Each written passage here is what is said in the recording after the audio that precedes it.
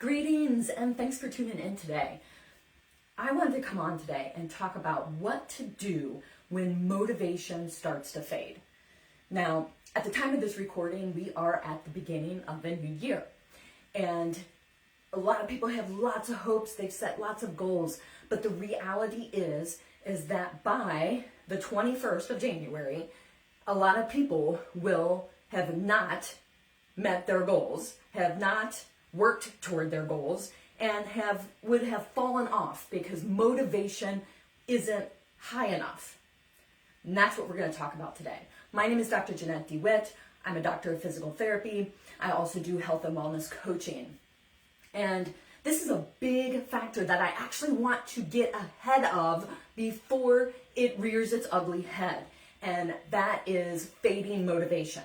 So number one, what you need to do is know your goal.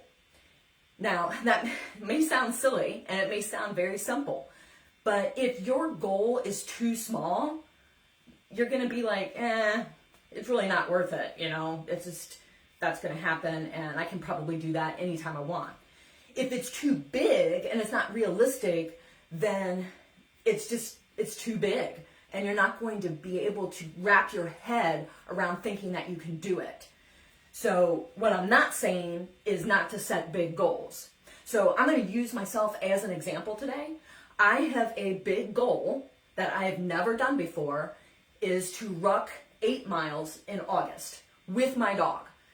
And I've never done that distance before. I've run marathons, but that was like 20 something years ago. The longest I have walked in the past 6 months is 4.62 miles.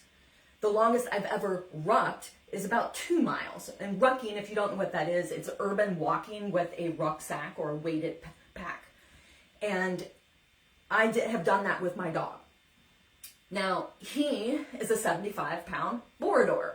I have to factor in the time that, he needs to be refueled, I need to be refueled. And this brings me to the next step in not losing your motivation. Number one was know your goal. My particular goal is ruck 8 miles in August. Number two is to identify the conditions. I'm in Cincinnati, Ohio now. I'm not in Wisconsin anymore. In August, it's the hottest month of the year often. It's 95 to 98 degrees with 100% humidity. My dog and I have not done that in he's never done it because he's going to be 3 years old. I haven't done that since at least 12, 15 years. So I have to make sure I understand and respect those conditions. So what do I have to do to prepare? First of all, I have to make sure that I'm healthy. Second of all, I have to make sure that he is healthy. So I need to be consulting with dog experts like the veterinarian. I have a canine PT friend that I'm going to be reaching out to so that I know what is his hydration, what is his food demands, because that's going to require extra exertion on him. It's going to be taxing. And his natural body weight or body temperature is higher than mine. So he's going to feel that heat. Now, the good thing is he's a border collie black lab and they can go for 20 miles at a time. They're used to doing that, but he's not. And I have to make sure he's conditioned as well as myself.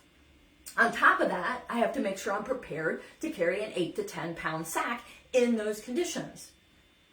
The other part of that is I have to make sure I'm getting good sleep, that I'm refueling for myself and for him, that I'm staying hydrated, that I'm strong enough. So that work starts now. Now, the next thing is I have to create a plan. This means I have to reverse engineer. I know the date of the event. I know that I have to work backwards. It's about 8 months away, so I have plenty of time, but I have to work backwards. What do I need to work on now? And that brings me to when I create the plan, I have to build in small wins for myself because that is going to make me stay focused and motivated towards the thing that's 8 months away. So what am I going to work on right this month that I can win at and then celebrate, which is the next step, is work the plan and celebrate the small wins that you created when you set up the plan.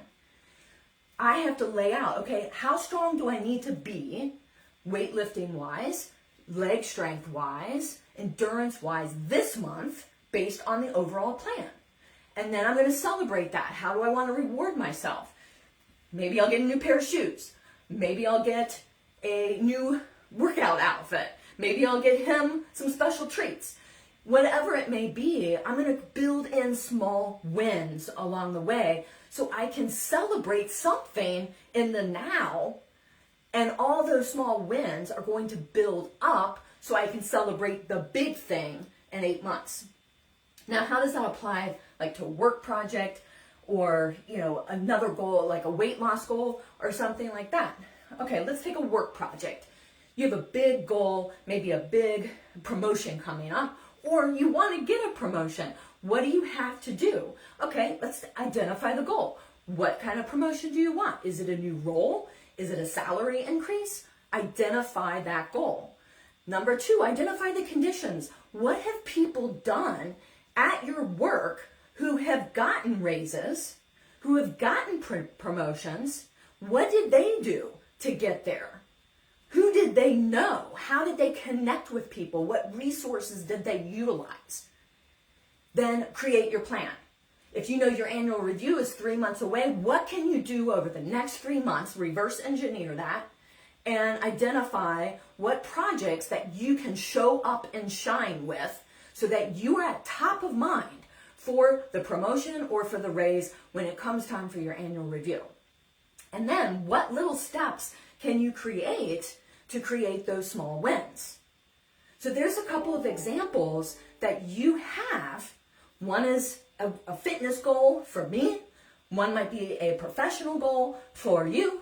And if it's like a weight loss goal, keep in mind what's realistic. It's realistic to lose 1 or 2 pounds per week. If you need to lose 50 pounds, you need to set aside, okay, that might be a year long. If I lose a pound a week, I should be able to lose 50 pounds in 52 weeks.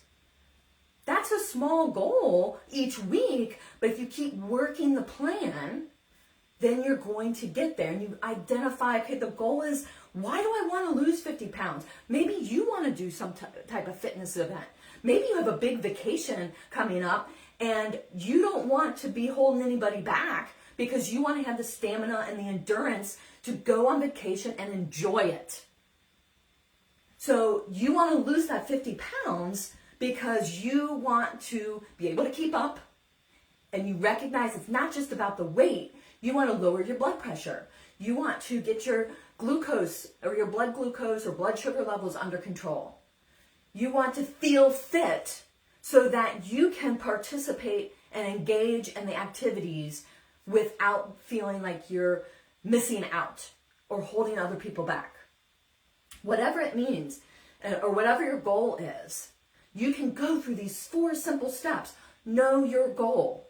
And honestly, that's another point I should make up, is if it's not your goal, if it's what somebody else wants you to do, you probably won't be successful with it because it's not something you are driven to do.